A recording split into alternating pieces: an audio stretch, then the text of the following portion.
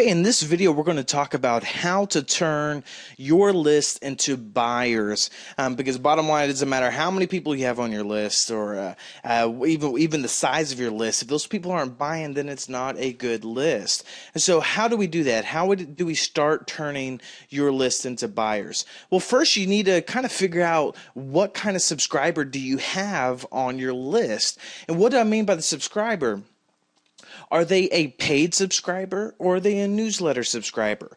The reason why this is important because it really is two different mindsets.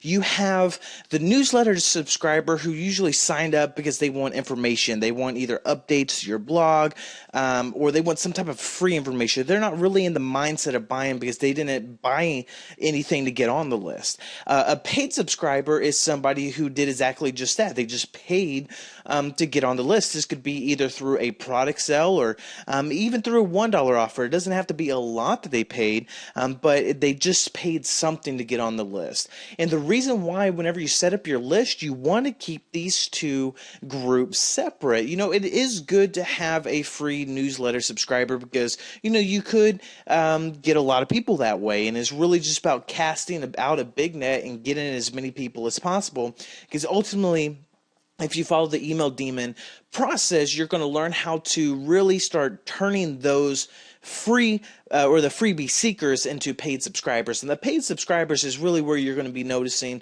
a lot of your conversions and a lot of your sales are coming from. Where you might have anywhere between a 2 to 3% conversion rate with your newsletter subscribers whenever an email gets sent out, you can have upwards to almost 40 to 50% with a paid list. Why? Because they bought something. They're in a buying relationship with you. They've already established a trust with you that they trust exchanging cash or exchanging some type of a money with you.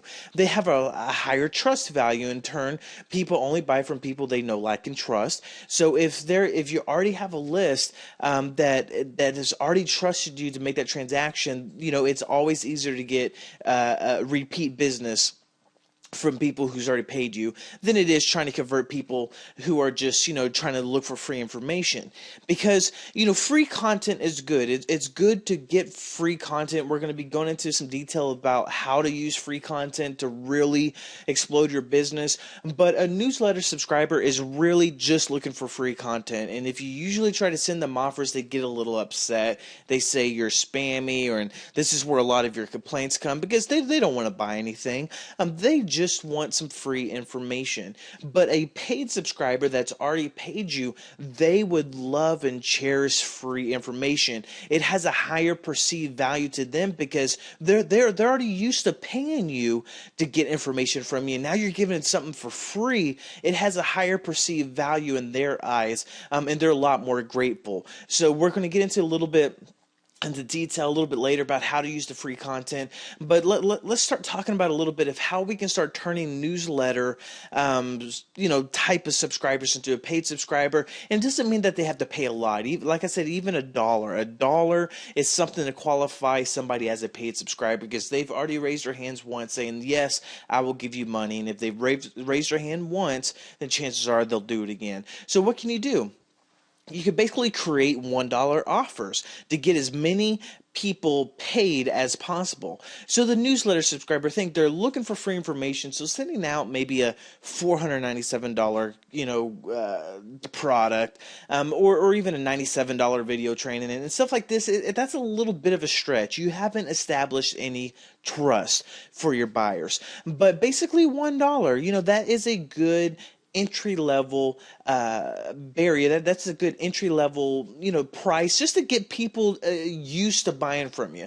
Because really, you know, it doesn't really take as much or anything additional to sell a $1 item as it does a $1,000 item. It takes just the same amount of convincing. If you can get them to pull out their credit cards and feel safe with you, then ultimately you'll win the sale. So it's all about getting people to feel safe with you, and $1 is a good offer. And you know, honestly, I've seen a lot more conversions even on a small list, as little as just 1,000 people of paid subscribers, I've been able to outsell a lot of people that have over 100,000 newsletter subscribers. So that's one thing that I would start thinking about. You can create $1 offers. It could just be even creating a report, and instead of hey, giving the report away for free, just say, hey, I was going to sell this for $19.95. Why don't you go ahead and pick it up for $1 since you are my newsletter subscriber? So it does add value. It does add the sense that they're getting a discount and they're getting a deal. That will help the conversions, but ultimately you're just trying to filter in as many people to the paid subscriber status. So newsletter subscriber is still a good thing to have, because you're just casting that big net. Not saying that you're never going to make money with newsletter subscribers, but you'll always see higher conversions coming from a paid subscriber. So go out there, casting that with free newsletters, free offers, but ultimately if they're not willing to spend $1 with you, they're not willing to spend $1,000 with you. So get as many people on that $1 offer. So what I would suggest doing is kind of create a kind of a list. Try to create up to 4 or 5 different ideas of reports you can either do, or even if it's a PLR product, or just something that you can sell for $1. Maybe you already have a product. Well, what about sending a special discounted offer to your newsletter subscribers, the people that hasn't paid anything yet?